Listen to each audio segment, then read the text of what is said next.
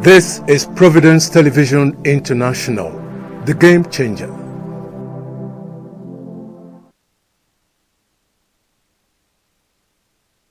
Welcome to the newspaper analysis on Providence Television International. I am Ugbebo Ikekwa.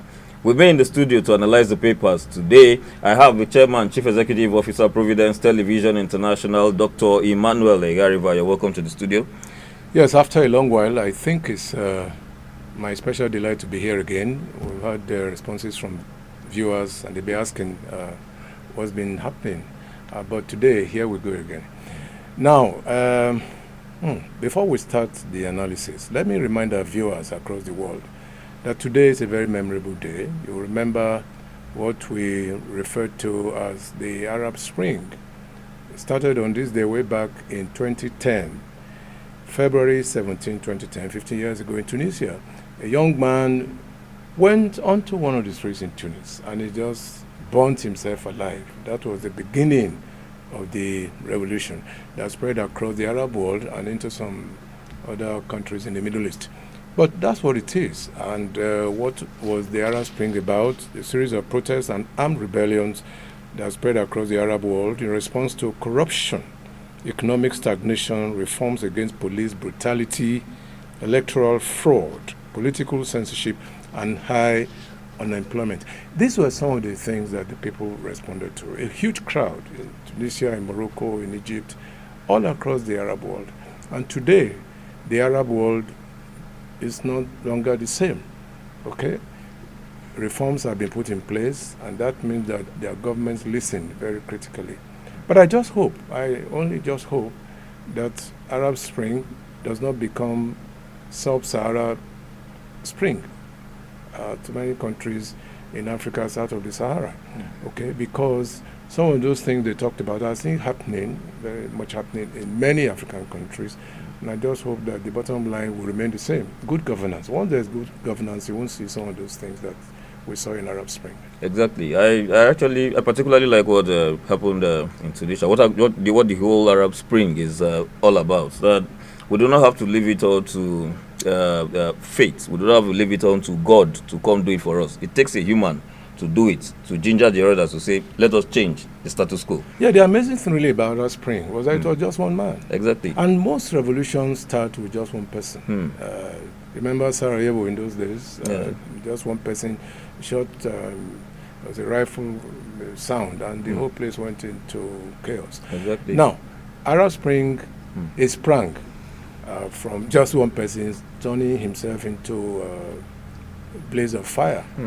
That was terrible, really. But that was the beginning of the revolution that spread across the Arab world. And today, as I said, most of the countries in the Middle East are no longer the same. Exactly. Yes, I mean, Morocco, Egypt, for example, they are within the top 4 by way of economy in Africa. Quite true. So you can see that, yes, we must give room for good governance. Once there's good governance, everything will be in place. Exactly. Yes, and that's the solution.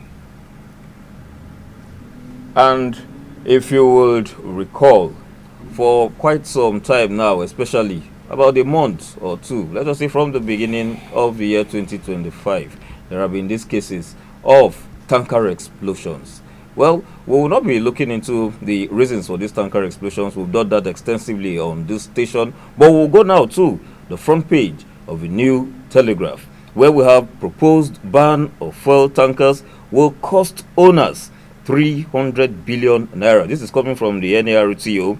Blames bad roads, driver-related factors for rising cases of accidents as federal government moves to prohibit 60,000-litre capacity tankers on highways. You know why I'm so delighted? I'm delighted because, I mean, we said this before. Exactly. On this same program, on this same station, by a couple of months ago, when there was a raising fire. I think somewhere around Plateau, I can't remember. Yes, exactly. yes, that's true. So, but it happened, okay? And some of the things we said are being repeated here. Yeah. Absolutely being replicated. And I think that maybe somebody somewhere has been watching very quietly some of the things we have been dishing out on this station. Now, what's government reaction? Reaction is, oh no, you must ban those vehicles that carry up to 60,000. As if that is the solution. The solution cannot spring from that, because even if you carry 10,000 and anything bursts into flame, it's the same calamity. It's the same disaster that the people are going to experience. My take is we are putting the cart before the horse, really, and we must plan properly. Okay. The solution to all of this is that we must create room for railroads. The rail system in this country is deficient. Most of the things we carry on the road should be carried on the rail system. Petroleum products is one of them. Cattle is another. You remember, a lot of cattle, they die out of thirst and all of that on the way before they get to their destination. But it's not peculiar with petroleum products, okay? Why do we even have this? Yes, they are right. Bad roads. The roads are bad. These things, they get easily knocked off the road. Exactly. Driver-related factors. Yes, driver-related factors. Some of them drink to sort of stupor. And they tell you that it's safer to drive at night. How they manage about that, I do not understand. In the daytime, they don't. it is during the night time that they see more properly. I mean, it is very strange and quite outlandish. So these are the factors that are responsible. But even if it's 5,000 liters and the thing tips over, it's the same mayhem. Yeah. People will go there and try to scoop, and in the process, they get themselves incinerated. So I think that the rail system is better. And by the way, once we carry some of these things on railroad, there's less pressure on the roads. Yes. And coupled with the fact that across the country, there's so much, people just shortchange the system. Okay. Contractors, you ask them to do a road that's about 1 foot thick, and they just do only about 6 inches. You don't expect that kind of road to last long. Where are those who are supposed to monitor those That's projects? the problem. I mean, there's a connivance, there's a kind of conspiracy. So we can let this go. But it's the road that suffers at the end of the day. And I don't think that is good enough for a country such as this. If you watch carefully, most of the roads in the urban centers are the shoulders, what they call the shoulders. You experience seepage. Yes. Yeah, it goes underneath, it begins to eat up the road, and you have failures along the line. In addition to that, look at the junctions. Look at the road junctions. The road junctions are constructed in such a way that they cannot withstand pressure from vehicles, and the payload is heavier. Once a vehicle wants to cross the road, it must stop at the junction. So the payload is heavier there. And it is not fortified. So you just discover that the same texture is allowed to run through. And whereas you must fortify the road junction to get more stability, but they don't do it. Okay? So that's why our roads fail. It's unfortunate. Oh, you've always talked about strengthening institutions. Oh, well, yes, that's true. If you strengthen institutions, the individuals cannot change the system. Exactly. Yes. Well, Nigerians in January woke up to the statement from telecom operators that there will be an increase in tariff. And in the course of battling that, a deadline was given that March 1st, that is when implementation, or rather sometime in March is when it should be implemented. But to the surprise of most Nigerians, February, they were hit with a price hike of even over the 50% that was suggested by the NCC. This takes us to the Nigerian News Direct, where we have NCC, a toothless watchdog or a silent accomplice in telecom exploitation. Oh, I like that. Silent accomplice. I like that. That's well crafted. But incidentally, it's not even the screaming headline. No. Unfortunately. However, it's there on the front page. I want to say that even as at now, we are not even too sure of what is what. I mean, what percentage? Is it 50%? Is it 200%? Yes, it's as bad as that. And worse still, the services are not getting better. Yes. You want to link up with a friend or a loved one, you experience all kinds of hiccup. And the House of Reps said something about this. Apparently because they are affected. If they are not affected, I'm sure they wouldn't have said anything about it. You know. And the tragedy of it all is that you move to some parts of this country, you are knocked off completely. There's no transmission. You cannot get to your people back home. And they begin to wonder. So that is and in spite of this, they want to increase the tariff. This is a slap on the faces of Nigerians. But I'm happy, though, that the Nigerian Labour Congress, as usual, they have given a deadline that, is it March 1st? March 1st. Yes. March 1st, they are going to protest. And I understand that the security forces are getting ready to be sure that they don't protect. But again, we must recognize that the people are completely encapsulated in their usual incredulity. Okay, they do not want to believe what the NLC is saying. There's total disbelief. So, but I think that they must up their game this time around to be sure that Nigerians are not shortchanged. Okay. The present president of the United States of America, Donald Trump, has clamped down on immigrants. Not just has clamped down, still clamping down on immigrants. Nigerians are presently being affected. As the Nation newspaper states, front page, 201 Nigerians head for home on Trump deportation order. 201. I hope this will not be in a series. I just hope not. In other words, I just hope this is not the first batch. And this is actually the first batch. Oh, really? Okay. Yes. So, but we expect some other batches, which means that we're going to have quite a huge number of deportees.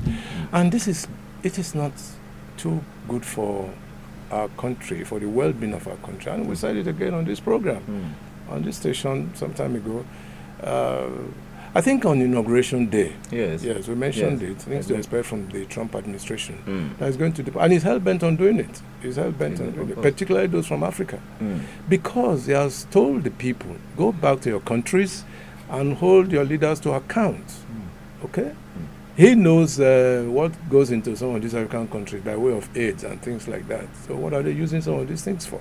So you go back to your countries and let the leaders do what is right. In the case of Nigeria, I just pray that one day, someday, we'll get it right. Because my take is this: and this is related to many African countries, by the way, if the countries are fixed, people will not go out. They will not go to Europe, they will not go to the US or Canada or even Asia. They won't. They will stay back and fix their country. Look at the number of people that have left this country in droves, and they are still moving. Yes. Many of them entered the US legally on professional grounds and things like that. But we are losing them. And many have said that never again they won't come back to Nigeria. That is not good for our country. It's not. So the antidote to that is, and the African countries, African leaders, fix your countries. Once you fix your countries, the people, your citizens will not go out. They will not have any reason to go out. Comparably, the number of South Africans in the U.S. is far less than the number of Nigerians in the U.S. Yes. Far less. And the reasons are obvious. Okay. And coupled with that, how many South Africans are in Nigeria? Probably in the maybe about 100 or 200. But you can count thousands of Nigerians who are in South Africa. Okay? And Nigerians are all over the place. In the sub-Saharan Africa, they are there. In Europe, they are there. In Asia, they are there. They are even Haiti, one of the poorest countries in the southern hemisphere. You will find Nigerians in Haiti. Yes. It's as bad as that. So once we pick up and you align ourselves with the spirit of nationhood and nationalism, all of these things will disappear. All right. Before we go to our next story, only in Nigeria do individuals and even governments of the day flout court orders. If we remember very well, there was a court ruling to the fact that local governments now have autonomy. Let us go down to the front page of the Daily Independent, where we have tension in Osun State as sacked local government chairmen, councillors plan return to office. Osun LLC asked members to stir up their offices. Now my question is this: why should we still keep on going around the autonomy of the local government when there is a court verdict to that? Because there's lawlessness, absolute lawlessness. It's like we're back to the Stone Ages. Lawlessness. And the rule of law, I've said it repeatedly here, the rule of law is one of the kernels of democracy.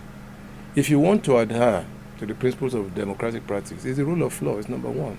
Because you see, the rule of law is the thing that regulates the executive arm and the legislative arm.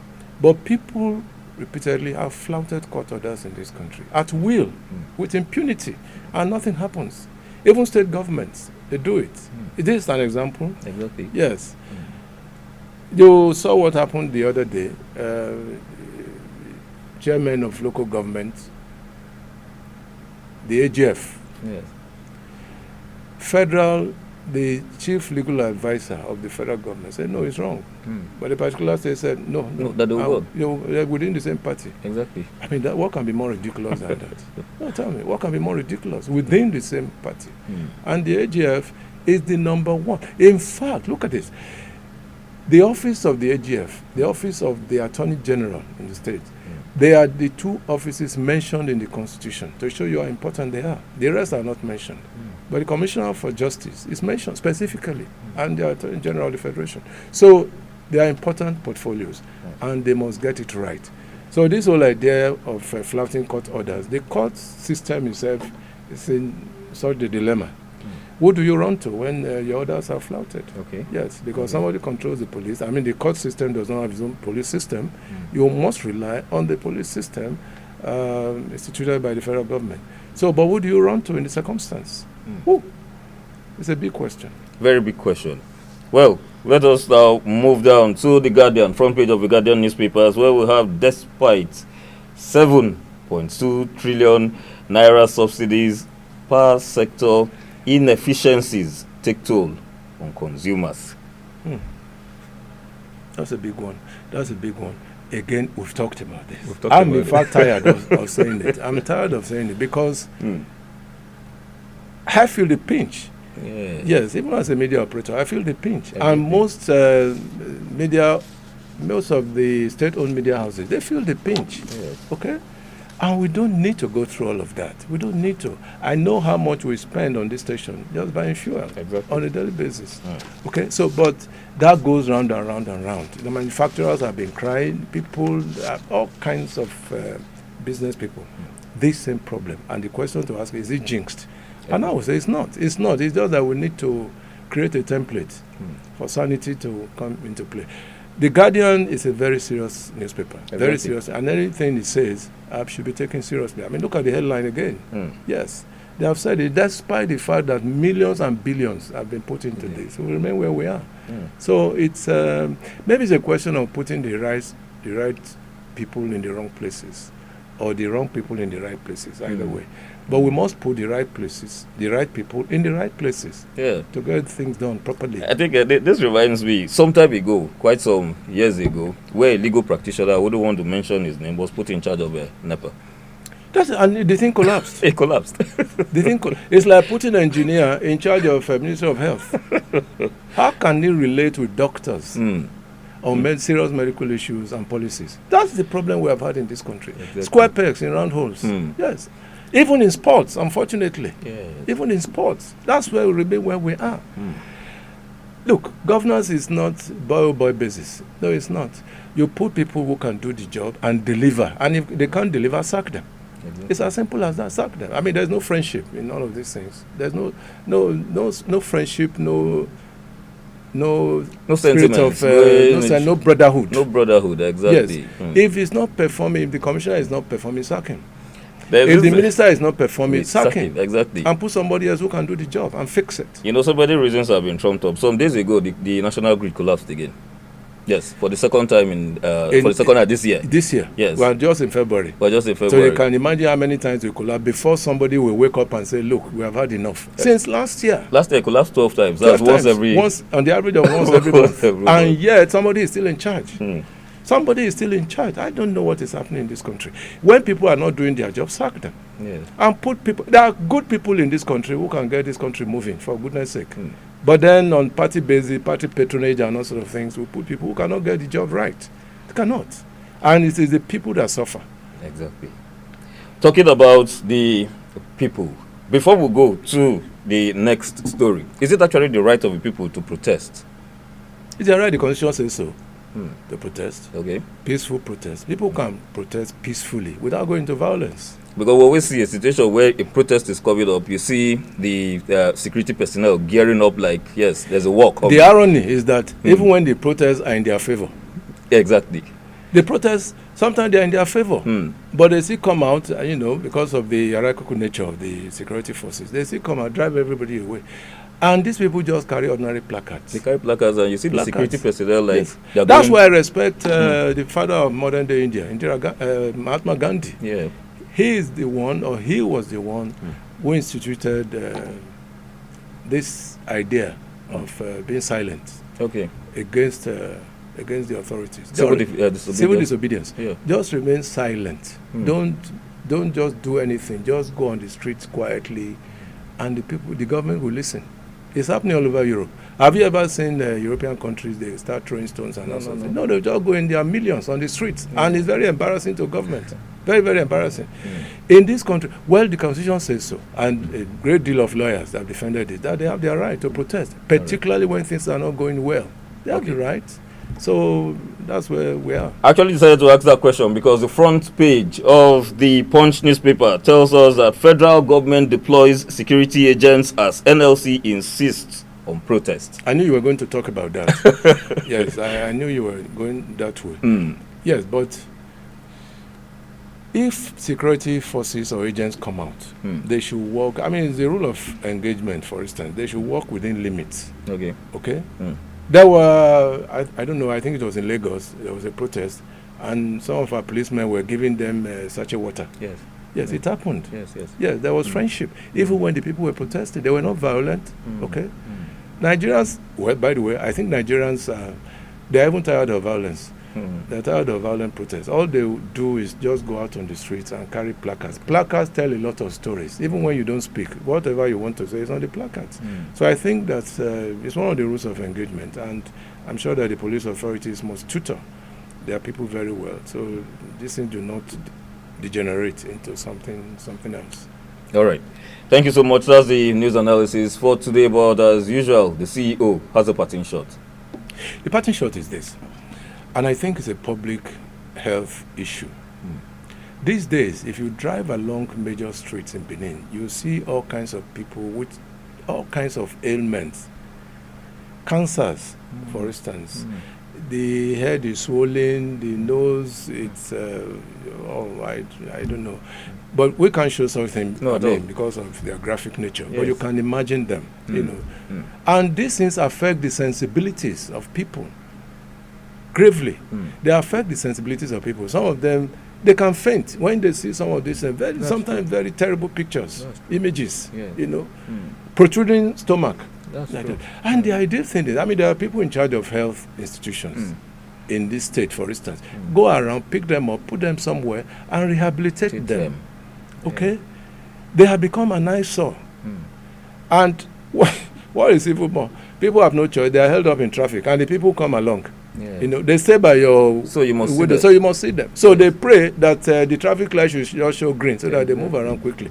And what they're asking for peanuts. The people leading them, they pocket these things. It's as bad as that. They pocket this money and they leave them like so. They are ripping them off rather than take them to UBTH or somewhere so that they can get rehabilitation, proper rehabilitation. They kill them on the streets. And it's a big public health issue, and I hope that government will look at this very seriously. We're going to do a follow-up on this issue you just raised. We would actually do a follow-up. And as the game changer, I know that this is the first station that this issue has been raised, and I will bet you that you hear so much about this issue as regards what has just been raised.